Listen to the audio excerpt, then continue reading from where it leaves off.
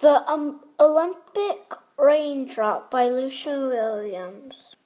This is Cody, the raindrop, and he's about to do his best jump in the Olympics.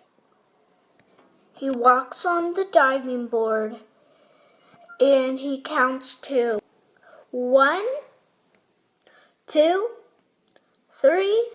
The storm clouds start to rumble, and Cody jumps, and he goes down, down, plop.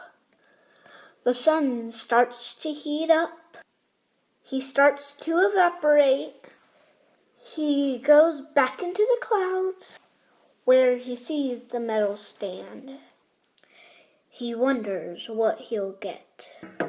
The sun passes the medals out, and he's awarded the Golden Sun Medal.